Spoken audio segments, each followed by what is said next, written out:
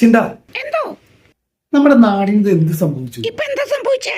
അതായത് ആർക്കും ആരെയും പേടിയില്ല ചിന്ത. ഒന്ന് പറഞ്ഞ് രണ്ടാം വാക്കിന് അങ്ങോട്ട് കൊല്ലാനൊന്നും ആർക്കും മടിയില്ല. എന്തുകൊണ്ടാണ് ചിന്ത ഇത് നമ്മുടെ നാട്ടിൽ ഇങ്ങനെ സംഭവിക്കുന്നത്? കാരണമുണ്ട്. എന്താ കാരണം?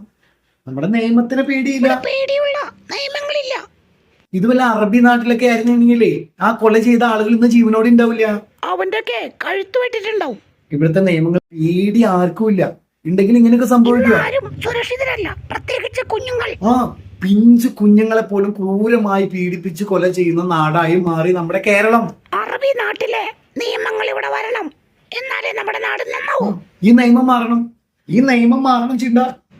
നിയമം മാറോ? നിയമം മാറണം. അതാണ് നമ്മളെല്ലാവരും ആവശ്യപ്പെടുന്ന ഈ നിയമം മാറുന്നത്. പേടിയുള്ള നിയമം വരണം. കുറ്റം ചെയ്യാൻ പോകുന്നതിന് മുന്നേ മനസ്സിലാക്കണം, ഞാനിത് കുറ്റം ചെയ്താൽ എനിക്ക് മരണശിക്ഷയാണ് കിട്ടാൻ പോണെന്നുള്ള പേടി ഉള്ളൊരു നിയമം നമ്മുടെ നാട്ടിലുണ്ടാവും. ഗൾഫ് നാട്ടിലെ നിയമം ഇവിടെ വരാൻ സാധ്യതയുണ്ട്. വരണേല് മുന്നൊന്ന് പറയണേ. എനിക്കും ഒരാളെ തട്ടാനുണ്ട്.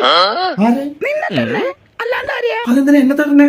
ഈ നാട്ടില് ആർക്കാരും കൊല്ലല. എന്താ തമാശ പറയുകയാണെങ്കിൽ ഞാൻ കാര്യം പറയാം കേട്ടോ.